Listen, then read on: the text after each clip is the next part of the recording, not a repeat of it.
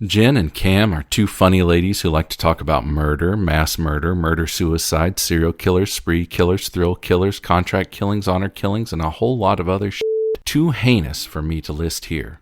If you're disturbed by this sort of content, you may want to listen to something else. And if you're a child trying to listen to our true crime podcast, well, you better ask your mama.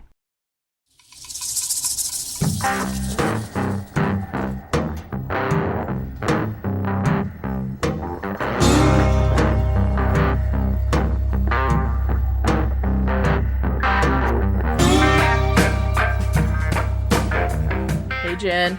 Hey, Kim, how are you? I'm pretty good. I'm looking at the trees. They're awful pretty here. They are. All Awful those pretty. fancy colors. So pretty. And all the windy winds. I know I like it, except the wind's going to knock all the leaves off, and then that'll be it. But I that's know. okay. I know. Hey, I heard you got a good one for us today. Oh, I've got a mouthful for us today. I could say Not so only many is there, things right I now, but I'm know, not going to. I know. I'm not right going now, to. there is, just want to say in advance, it's a case in France. It's one of the very popular one in France. Mhm. So not only is there a content warning on this, I want to say that there is also a pronunciation warning. I am going to be trying to pronounce some of these names in French, and I will fail horribly, but I am trying my best. And also, Oui, oui. this case, almost every spit of information, hardly any of the research was in English. There was only like one YouTuber that we could find. There not a lot of articles that we can find. So a lot of this was researched using Google Translate, and you know how great Google Translate is. This is So listen at your own choosing. Yeah, I mean, listen at your own discretion. There we go. I believe the facts are correct, but some of it, we do get into a little bit of legal stuff here that, I barely have grasp of the American legal system, much less the French. I'd say that's a stretch right there, too. But Yeah. go ahead. Yeah. This I'm actually excited. will pair up with two of the cases that I did last year for the 12 Nightmares. Oh. Crush. It's Oh. all nice. around the same evil men. All right. Oh. Ugh. Okay, I'm ready. Let me All get right. seatbelted Shall we in. go? All right. Let's go. God help me with these pronunciations.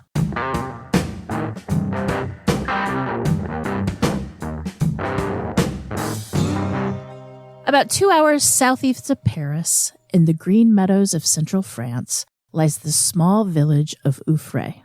It is what you would think of when you conjure up in images of tiny villages in the French countryside. Well-worn beige stone buildings bear the brunt of time, but are charming even with the cracks in the foundation and the peeling plaster. Each building along the narrow streets has white shutters on its window and houses families who lived and breathed under those red roofs for generations. Once through town, there's nothing but the deep blue sky resting low on the expanse of green land for as far as the eye can see. And that little slice of harmony in July of 1981, a farmer made his way into one of his cattle shelters on his property, and there he found a foot sticking out from under a pile of manure. Oh. To his horror, he realized that that foot was connected to a whole body. He immediately called the police. The case fell into the hands of Constable Christian Jambert, 41 years old, and was considered an outstanding policeman and a dogged investigator for the National Gendarmerie. The Gendarmerie is a French armed police force in charge of police missions, particularly those of rural routes. It was soon discovered that after having been under a pile of manure in the July heat, that the body was severely decomposed. Not shocking at all. Ugh. However, it could still be determined that the victim's arms and legs had been bound, and a piece of cloth, which was believed to be the victim's underwear, had been shoved into her mouth. Constable Jambert was looking at a brutal, sadistic murder. Some months later, the body was identified as Sylviane Lesage, age 23. And it didn't take long for Constable Jambert to close in on a suspect. It had been established that Sylviane was the lover of a school bus driver, 47-year-old Emile Louis from Auxerre. Emile Louis, having divorced his wife a few years earlier because she was not, quote, sexually inclined, was living with his mistress, Gilbert Binoche Lumanluer. And I know I screwed that one up, and I'm sorry. Lumanluer. My apologies. She was a nurse, and get this, she had been Sylviane's foster mother. Now, around this time, Constable Jambert began hearing stories of girls that had gone missing in and around Auxerre in the Department of Yonne, just up the road from Rouvray. But these just weren't any girls. These girls were mentally disabled teenagers and students. They were children of the DDASS, or DASS. In French, the DASS is the Directorate of Health and Social Affairs. It's the equivalent of social services here in the U.S. The missing girls were either foster children who were given up at birth or children who lived in a home for the disabled. They either had no immediate biological family or their families just simply couldn't care for them. Jambert was also a child of DASS and was stunned to find out there had been no official investigation into these disappearances. If there were any reports filed, they were dismissed as mere runaways. And we know historically in the U.S., law enforcement's treatment of runaway cases is nothing short of deplorable. A runaway who is a minor is automatically an at-risk individual, right? And should have the highest priority to the police.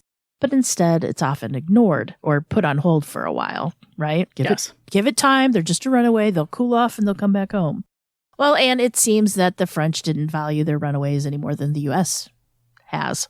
However, the real issue staring Jambert in the face was that some of these girls, they didn't really have the IQ or the ability to even plan how to get away. While most of the girls only had minor mental deficiencies, one of the missing girls had the mentality of a 7-year-old.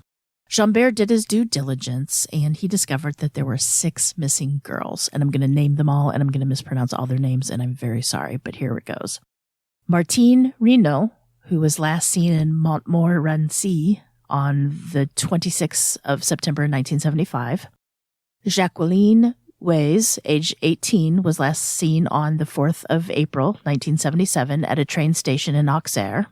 Chantal Gras, also 18, was last seen leaving her home in Villa-Farzou on the 21st of April 1977. Then in July of 1977, Madeleine Dezus, age 21, was last seen at a bus station in Auxerre.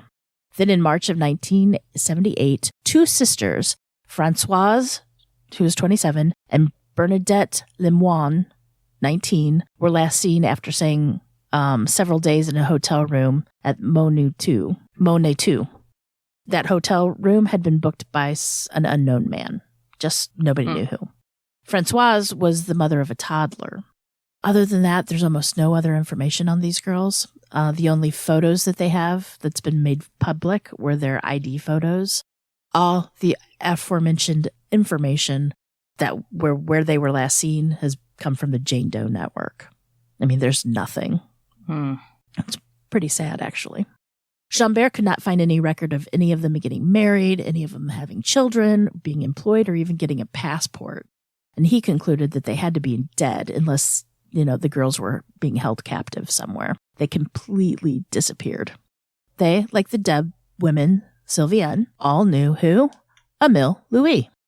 And then when he dug deeper into Emile's record, he found that he had a long record of sexual misconduct towards young girls. Emile Louis was born on January 21st, 1934, in the Department of Yonne, just southeast Paris. He was surrendered at birth and placed in the family of Pontenay, a small borough of Bourgogne, through the DASS system, or through DASS, actually. Emile did not learn that his parents were not his biological parents until he was a teenager. He maintained a good relationship with the father who raised him, and that man was a stonemason and a grave digger. Emile's mother was described as an authoritarian. She was strict and cold as ice. Emile grew up in a time of upheaval in Europe. World War I had ended and France had rebuilt, only to suffer the economic calamity of the Great Depression in the 1930s. And of course, that struck all through Europe and the United States. And it wasn't just the government officials who were looking across the border to Germany. Everybody was nervous and, they had a healthy dose of suspicion. The French citizens, they were also concerned because the memory of war just 2 decades before still haunted many of the citizens. And Adolf Hitler came into power in 1933, just a year before Emile was born. And Emile's entire childhood would subsist under the weight of looming war and eventual occupation of German forces. At the age of 14, Emile, having failed to achieve the certificate for his primary studies, called it quits and left school for good. During the liberation of the French from the Nazi occupation in 1945, Emile was just 11 years old. Resistance fighters dragged his two sisters to the main square of town. They shaved their head in front of the villagers. They were accused of having sexual relations with the Nazis. And that was one of the events that would help cement Emile's attitudes towards women. At some point during his teen years in the aftermath and reconstruction of World War II, Emile was sexually assaulted. And it's been reported that the assault happened at a summer camp, but other sources say that it was probably a delinquency center. At age 19, he was engaged to Simone Dulagneau and served in the National Navy. He participated in the Indochina War, where he said he witnessed some extreme acts of torture and cruelty. I can only imagine. Mm-hmm. Upon his return from service, he married Simone, and the couple would go on to have 4 biological children: Marilyn, Fabienne, Fabrice, and Manuel. The couple also fostered as many as 5 children from the DDASS, one of whom was Jacqueline Weiss, one of the 6 girls on Constable Jambert's list of missing girls. Emile's oldest biological child would later say that Emile was obsessed with Jacqueline. He was obsessed with her from the moment she entered his home. In 1954, at the age of 20, he committed his first known crime and burned down the neighbor's farm. A psychiatrist examined him and said that he was not really responsible, and then Emile was given a drug treatment. He paid no legal consequence for his actions. In 1963, the parents of a young girl filed a complaint against him. He tried to assault their child near a train station. The case, of course, was dismissed, and Emile's employer transferred him. Because, it's just, instead of giving him any discipline, we're just going to transfer you somewhere. We found that in a bunch of different places, We right? sure have. Like, we're going to just ignore it, but you can deal with it. Yeah, we're going to pass him on to somebody else. So he would then take his turn at being a mason and castle guardian at the Castle Guardian in Villa Varzu. Emile Louis would find himself in the lovely old city of Auxerre in the 1970s. Auxerre is a city of about 35,000 people, and it's situated on the banks of the Yonne River in the Burgundy region. It is the capital of the Department of Yonne, home to this nifty clock tower that tells the time and the moon's phases. There's also several churches, one of which is the Cathedral of Saint Antoine, which that dates back to the 13th century. That's so cool. Much history, The area was occupied during Roman times, and today it's a major commercial, industrial, and administrative city. It's amazing how much history everybody has overseas when we don't. The States only goes back, a couple hundred? Yeah. Emile found employment there driving a bus for the mentally disabled students of the Institute of Medical Education, or the IME. His job was to drive the students back and forth from their residences and the IME. The coincidence of Emile Louis having known all these missing girls, one of them had even lived in his own home, and him having intimate knowledge of Sylviane Lesage, the one that was found dead in the barn, just a short way from where Emile loved to fish. It was just too much of a coincidence for Jambert to ignore. On December 21st, 1981, Emile Louis was charged and indicted for the murder of Sylviane Lesage. Louis was interrogated of Sylviane's murder and the 6 missing girls. Spontaneously, he admitted to the repeated sexual assaults on the 3 children of his mistress, 2 12-year-old girls and a 16-year-old girl. Ugh. So instead of saying, yeah, I did it, he told on himself about 3 other kids, right? Ugh.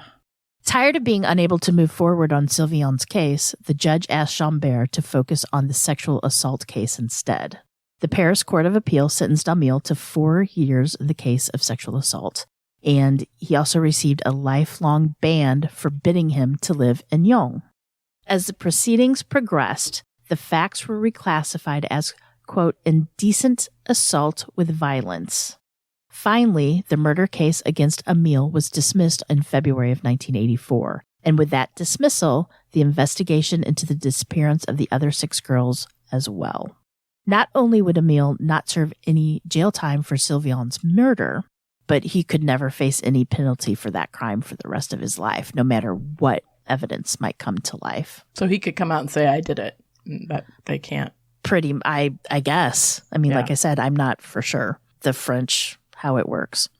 Later, in 1984, Constable Jambert sent a report to the Auxerre Public Prosecutor's Office implicating Emile Louis and sadomasochist pimping networks in Yonne who exploit the girls of the DDASS. Public Prosecutor René Meyer, to whom Constable Jambert submitted this report, did not open up an investigation for lack of evidence. However, he informally asked the constable to continue with this investigation. Also in 1984 in Auxerre, a woman in her early 20s told a horror story that most of us could not even imagine. She recounted the events to police of how she escaped from a torture chamber in the house in Eponine, just 5 miles from Auxerre. She had been held in the basement for 3 months, where she had been repeatedly raped, tortured, and fed nothing but dog food. Oh. When the police descended upon the house, they not only found the torture chamber, but found another woman who had been there for about a week, alive, hanging by her hands from a ladder in the basement. Oh. A little black book was recovered and listed over 50 clients who were French notables. Oh. And inside the French notables, it was marked how they paid various rates to torture, abuse, and rape women who were naked, bound, and masked. The prices to perform such various acts on these women were posted on the door leading to the basement. The homeowners, Claude and Monique Dunot, were charged with barbaric, sadomasochistic pimping of many young girls, many of whom had been children of the DDASS. Some of the girls had simply answered an ad in the paper for a position to help an elderly relative, but Claude had always picked girls who were disabled or girls who were far away from their home if he could. The couple had been running this horrific operation for 15 years. And at first, Claude claimed that there was an organization that gave him his orders, but then he recanted that testimony.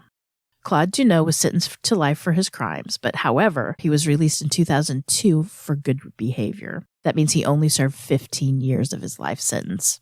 His wife, Monique, was given 5 years. Oh, and did I mention that Claude and Monique were friends with Emile Louis? Color me shocked. Yeah. And also somehow that little black book of clients that, had some French notables in it that they found during the raid, the house raid. Yeah, that went missing from evidence. Oh, yeah, I knew that was next. In the coroner. Yeah. Mm-hmm. When Emile Louis was released from jail in 1984, he moved to the south of France to Vaud, where he got a job at a funeral home. In 1989, Emile Louis was once again sent to prison, this time for sexual assault of an underage neighbor. When he was released in April of 1992, he married his second wife, Chantal Paradis, a divorcee who had a daughter, Corinne, from a former marriage.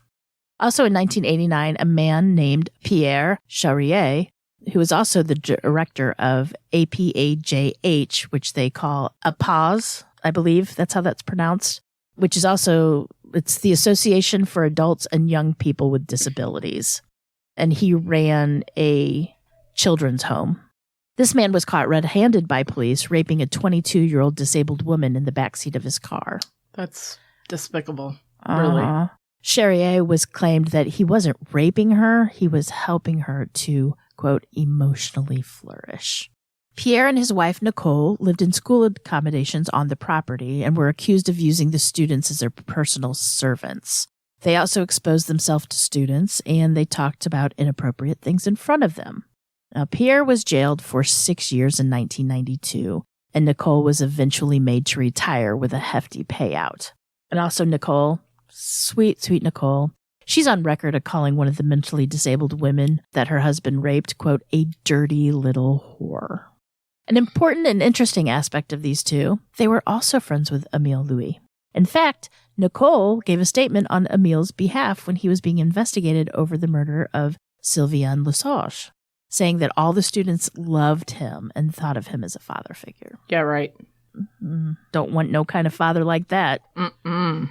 At this point in 1989, when Pierre Charrier was arrested and the scandal it brought, another important character comes into the story. That is Pierre Molnoir. Pierre was outraged by the rape incident since his brother was also in the system of DASS, and the idea that these intellectually challenged children and young adults being subjected to this sort of treatment really bothered him, as it should. So he began investigating, and when he did, he had also heard rumors of these missing girls. So he looked into the archives and he spoke to officials, but he couldn't get any attention for these missing children. And also, I just wanted to note, around this time, in May of 1990s, we mentioned this earlier, a woman by the name of Joanna Parrish. She was 20. She's actually from England, but she was teaching in France. Her body was found. She was raped and murdered, but she was floating in the Yonne River. And they thought it was probably Emile who did it, but it actually turned out to be Michel Fournier, the beast of the Ardennes, remember? Mm-hmm. With him and his wife. So he was going around the same time as Michel and Emile were the same time. And then also a little bit later comes Marc Dutroux. Those two were also in The Last Nightmares of Christmas. So all these men were working about the same time together, which is pretty damn scary. It really is. Yeah. That area is not that big. No. In 1995, at the age of 55, Christian Jambert retired from the Gendarmerie, but he never really gave up on these missing girls. And in 1996, Pierre Molnoir convinced Jacques Pradel, the host of a television program called Perdu de Vue, to feature these missing girls. Now, the title of the show roughly translates to Out of Sight or Missing from View. Jambert was interviewed and finally had an audience to listen to this case. And it was from this show that they realized that there was another girl that wasn't on their list, and her name was Christine Marlowe. She had been 15 when she went missing in January of 1977, and she was last seen getting on a motorcycle in Auxerre. Because of this show, the missing girls' families suddenly realized that their relative, these girls, they simply didn't run away. That, something else was going on. And it was emphasized that none of these girls ever left a paper trail. And in 1997, the lawyers for the families petitioned for a proper investigation. They were basically told that the case was too old and they should just drop it. Never. Nope. But the families appealed and they won, so a judge had to open the case. At this time, the family's lawyer requested that Christian Jambert be a witness to the new investigation.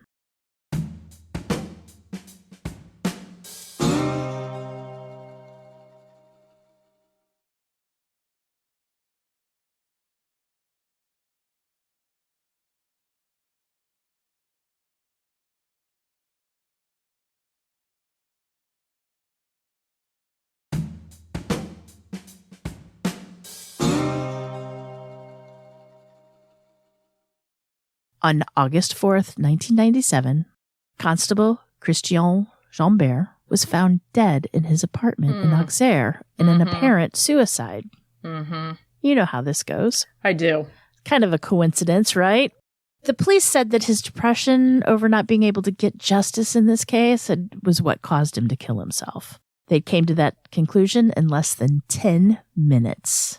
There was a suicide note written in red ink, and the rifle from which he shot himself was found across his legs. And what'd you say? There was no autopsy performed. Nope, no autopsy. Nope. No autopsy. Shocker, I tell you. However, Corinne Armand, the author of the book The Disappeared of Yonne, and the lawyer representing the missing girl's family, found the timing to be suspicious, to say the least. After all, Jambert was finally getting the chance to present his case, the thing that he waited almost 15 years to do. So why in the cusp of that moment would he decide to kill himself? Why? Doesn't make sense, right? Nope. I'm going to say a little foul play, maybe. A little something. So Corinne convinced Jambert's family to have his body exhumed and request an official autopsy. She pored over the police file, and before the autopsy even came back, she knew he'd been murdered. There were unidentified bloody footprints left at the scene. And there was also no sign of a red pen that he used to write this suicide note. Mm-hmm. And the file of the missing girls and the file with Emile Louis, the work that his lifelong work, the one that he prepared to give to the court in the next few days. Yeah. Where was it? It was missing. Gone. Just gone. And you know what? It's never been found. Never. Again, I'm shocked. Oh, what happened? What about these French notables? Are we? When and if you remember, in Marc Dutroux, I think one of the judges or the lawyers of the case also mysteriously committed suicide around the same time. Oh, yeah. You don't say. I don't say. When the autopsy report came back, it showed that Jambert had been shot in the head 2 times from 2 different angles. Wow. So he must have done it at the same time with both of his hands and 2 different guns. Exactly. Well, this autopsy report, not everybody was satisfied. So I want another one. They requested another one. So a second autopsy was done because some argued that the bullet's ricochet could have made it appeared as though that there were 2 wounds. And somebody also suggested that Jambert could have somehow rigged the gun to go off more than once. Oh. Which technically it could, but it's very doubtful. I guess he just wanted to make sure that he was good and dead. Right? Yeah, exactly. Like when he's doing that. Yeah. But yet, most agreed that he was murdered since the ricochet theory doesn't explain how there was 2 entry angles. But the main question is obviously, why would somebody murder Jambert? I could think of plenty of reasons.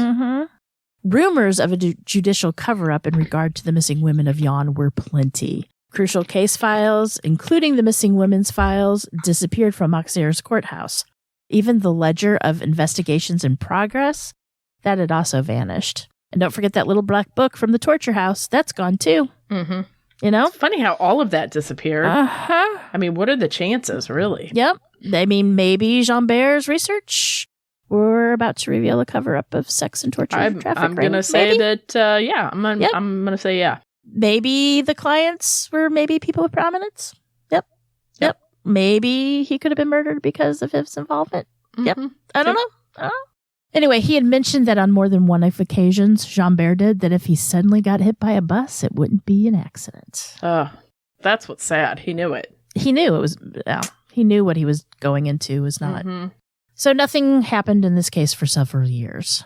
Then, when Emile Louis' oldest daughter, Marilyn, was going through an old chest that belonged to her mother, she discovered female clothing that didn't belong to her mother or to her or even her sister. And all the tags had been torn out.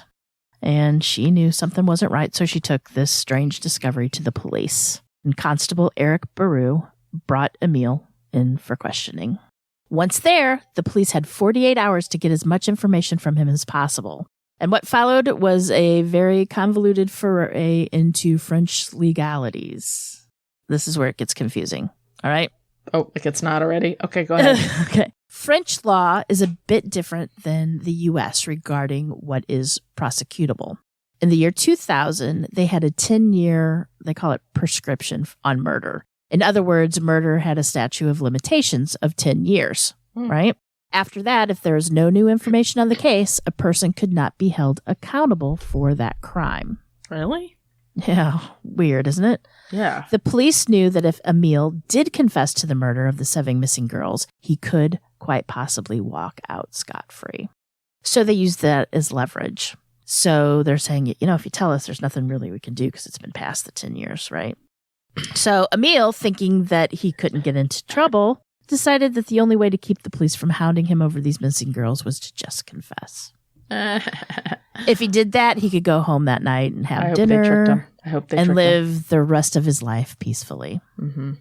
Now, Emile Louis recounted every single one of the girls by name. He could even remember what type of weather it was when the night they murdered him, or the night he murdered them.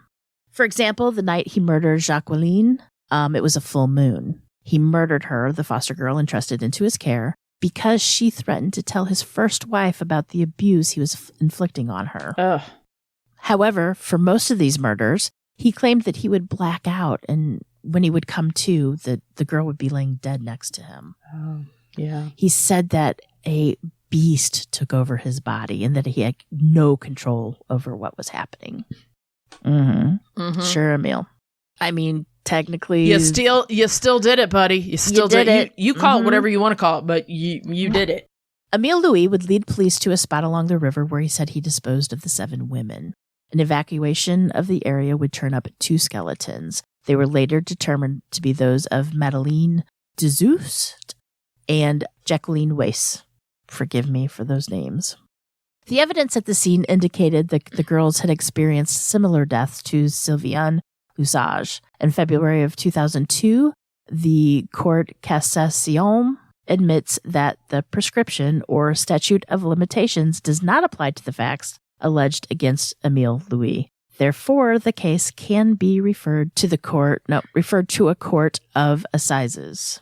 However, in the meantime, Chantal Paradis, who had been Emile's second wife, took full advantage of his incarceration and filed a complaint against him. Oh.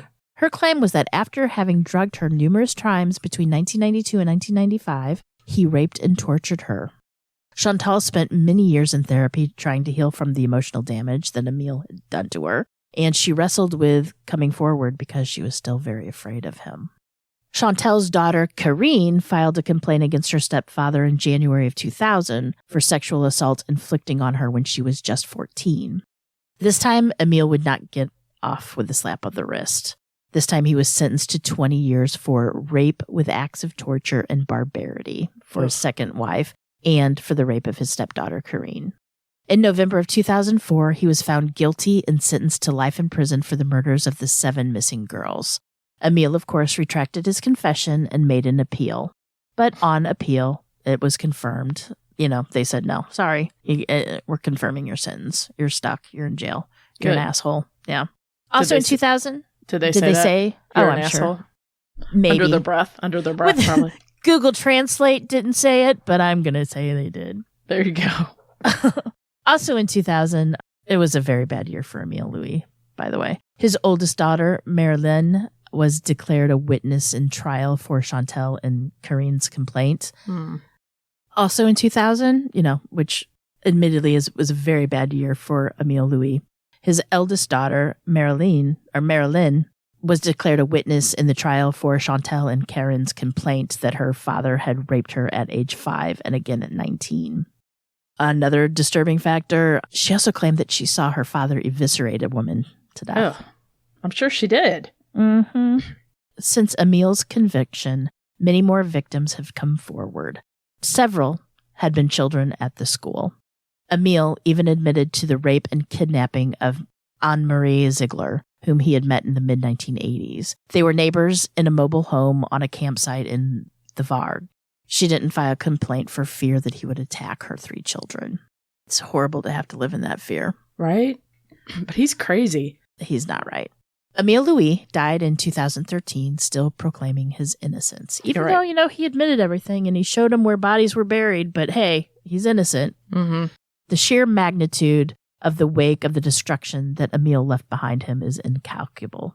Pierre Monnoir has not given up in his fight to help the victims and their families, and every day he's reminded of the fact that only 2 bodies were found in the initial search at the riverbank.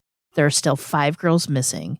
Perhaps just as pressing is that there are at least 30 missing women in the Burgundy area whose cases have not been solved. Pierre thinks that possibly as many as 18 could be the works of Emile. My God. So, yeah, horrible. For him to be working, plus we've got this Claude and Monique, and then the first Pierre Charrier guy, and then we've got the Michel Fournier, and then the Marc Dutroux, and like all these French notables, and it's just all around the same time, like the same time frame. Like there had to have been some kind of network. There had to have been. Oh, totally. The government took care of that because they didn't want their prominent judges and people to be... Right. There were two investigators that committed suicide right when it came time to go to court. And, huge cover-up in France. Wow. Huge. Unbelievable. But yeah, this case is, like I said, one of the most famous cases in France. Well, and like I said, would like to say you did amazing with the wordage. Well, I tried. There's a YouTube channel, Lindsay Olson. Girl, she was amazing. I watched her video. She speaks French very fluently. If you want to know the real, go to her channel. She can, one of the real pronunciations of things. And also a huge shout out to Justin, the Frenchman on YouTube. This is Justin. I am here to help you. Yeah. So, like every other word, I had to go to Justin and help. You're like, Justin's my new best friend. Yeah. Yes. Help you pronounce the words. Yeah.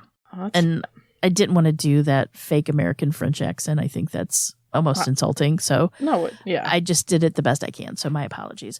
But Emile was a bastard among the bastards. Yeah, I don't care about his background. I don't care to do this. And Claude and Monique, too, the mentally disabled girls that...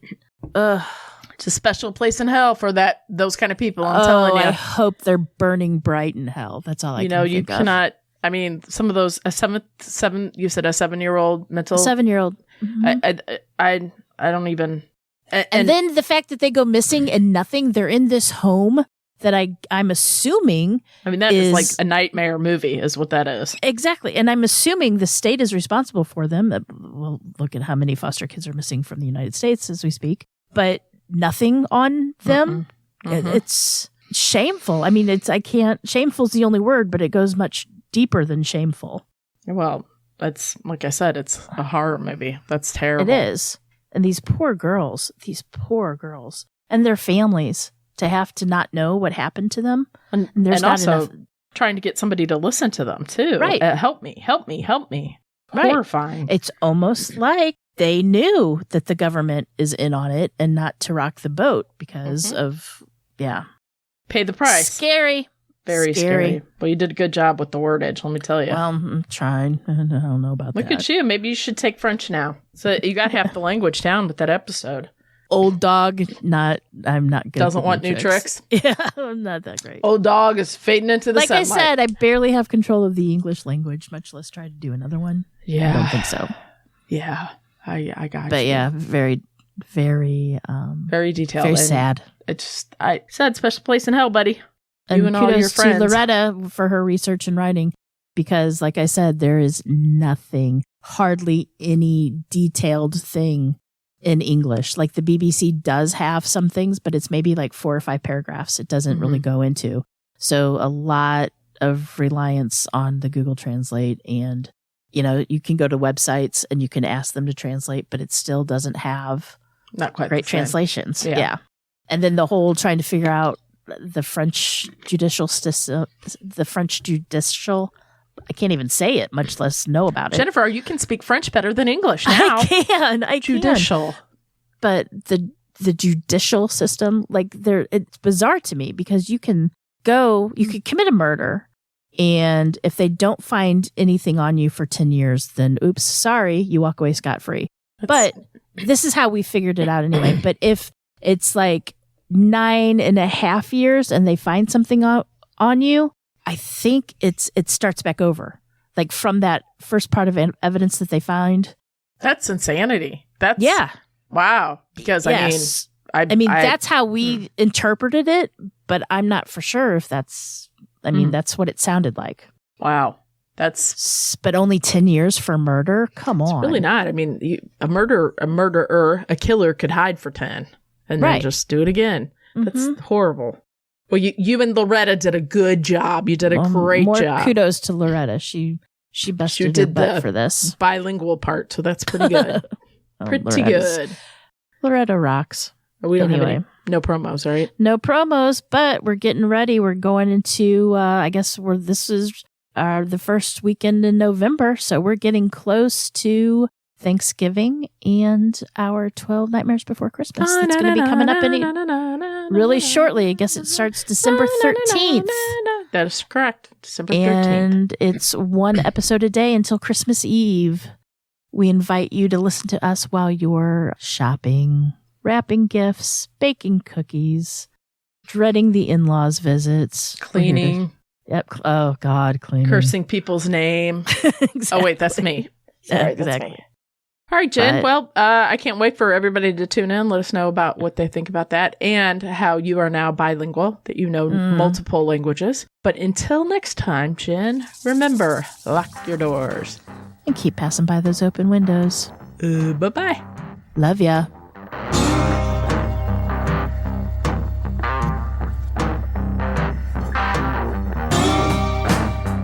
Today's episode was researched and written by me, Jen. For more information about this episode, as well as all other sources, please check out our show notes or the podcast website at ourtruecrimepodcast.com. Our True Crime Podcast is developed and created by the hosts, Jen and Cam. Original music and audio mix of all our True Crime Podcast episodes is courtesy of Nico Vertesi from We Talk of Dreams. You can reach Nico at wetalkofdreams.com. Listener discretion is provided by Edward October from OctoberPod VHS. You can find all of his great works on YouTube. Please make sure to like and subscribe to our True Crime Podcast wherever you listen to your podcasts.